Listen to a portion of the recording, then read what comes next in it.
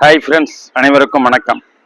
நாம் பார்க்கக்கூடிய இந்த தாவரம் ஆங்கிலத்தில் சுகர்கான் என்றும் தமிழ் கரும்பு என்றும் அழைக்கப்படுகின்றன. நம்ம தமிழகத்தை பொறுத்த வரைக்கும் 2 கரும்பு உள்ளன, வெள்ளை கரும்பு, சிவப்பு கரும்பு ஆக 2 வகைகள் உள்ளன.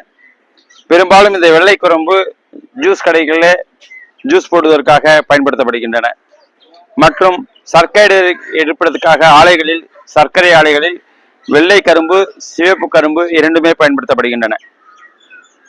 இரண்டிற்கும் உள்ள வேறுபாடு, இந்த வெள்ளை கரும்பு வேகமாக வளரக்கூடிய தன்மை கொண்டது, சிவப்பு கரும்பு மெதுவாக வளரக்கூடிய தன்மை கொண்டது.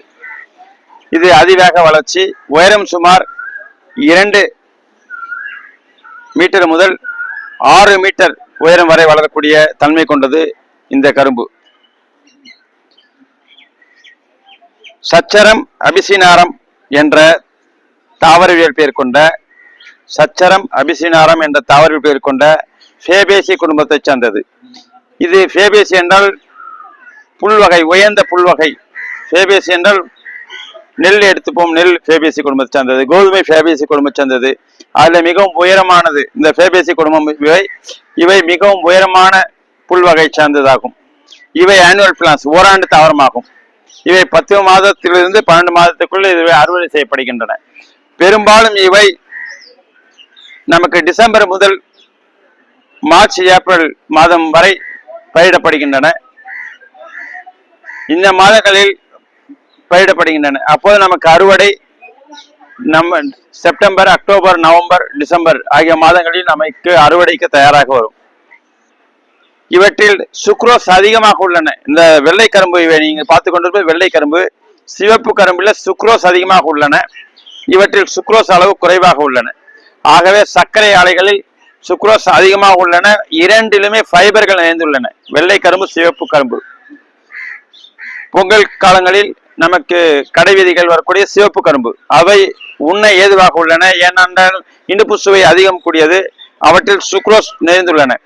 இந்த வெள்ளை கரும்புல பார்த்தோம்னா சுக்ரோஸ் அளவு குறைவாக உள்ளதால் இவற்றில் இனிப்பு சுவை குறைவாக இருக்கும். ஆனால் இரண்டிலுமே ஃபைபர் சக்தி நிறைந்ததாக காணப்படுகின்றன. ஆகவே இவை சர்க்கரை ஆலைகளில் சர்க்கரை தயாரிப்பதற்கும் மற்றும் எத்தனால் தயாரிப்பதற்கும் இவை பயன்படுத்தப்படுகின்றன. இரண்டுமே சிவப்பு கரும்பு, வெள்ளை கரும்பு இரண்டுமே ஓராண்டு தாவரம். இது பாருங்க, இது வீட்டில் வளர்த்துருக்கு. நாம வயல்வெளியில தோப்பாக வைக்கலாம். இது ஒரு பிரான்ச் வச்சிருக்கு. நாம ஓராண்டுல நம்ம தேவைன்னா அடியில கட் பண்ணிடலாம். நம்ம கட் பண்ணி எடுத்துட்ட பிறகு இந்த இடத்துல வளர்ந்த பிறகு இந்த இடத்துல கட் பண்ணிடும். கட் பண்ணிட்டு மறுபடியும் நமக்கு மகசூல் வேணும்னா தீயிட்டு கொளுத்தி விட்டோம்னா அடுத்து அதுல இருந்து மறுபடியும் கரும்பு உருவாகும். இவை வற்றாத ஒரு தாவரமாகும். தீயிட்டு கொளுத்த போது புதிய தாவரம் முளைத்து புதிதாக வரும், மீண்டும் நமக்கு அறுவடைக்கு பயன்படும். ஆகவே இவை ஓராண்டு தாவரம், ஆனுவல் பிளான்ஸ். ஓராண்டு முதல் பயிர் நம்ம எடுத்துக்கலாம். 2ஆம் ஆண்டும் இதை தொடர்ந்து எடுத்துக்கும் போது நமக்கு அதிலும் சிறிதளவு மகசூல் கிடைக்க வாய்ப்பு உள்ளது. ஆகவே இது ஆனுவல் பிளான்ஸ், ஓராண்டு தாவரம். இதை வீட்டில் வளர்க்கலாம், நிலத்தில் வளர்க்கலாம். நாம வளர்ப்பது எளிது. இது சர்க்கரை பயன்பாட்டிற்கும் எத்தனால் பயன்பாட்டிற்கும் பயன்படுத்தப்படுகின்றன. இதில் நமக்கு நார்ச்சத்து நிறைந்துள்ளன, சுக்ரோஸ் நிறைந்துள்ளன. ஆகவே இவை நாம் பெரும்பாலும் சர்க்கரை ஆலைகள் கொடுத்து சர்க்கரை எடுக்கப்படுகிறோம்.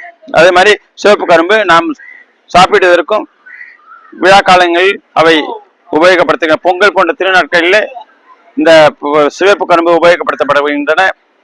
அதே போல மற்ற நேரங்களில் அவை சர்க்கரை ஆலையில் சர்க்கரை எடுக்க பயன்படுத்தப்படுகின்றன. இதனுடைய உயரம் சொல்லியாச்சு, 2 மீட்டர் முதல் 6 மீட்டர் உயரம் வரை வளரக்கூடியது. நன்றி, வணக்கம். புதுசா பார்க்குறவங்க சேனல் சப்ஸ்கிரைப் பண்ணுங்க, லைக் பண்ணுங்க, ஷேர் பண்ணுங்க. நன்றி, வணக்கம்.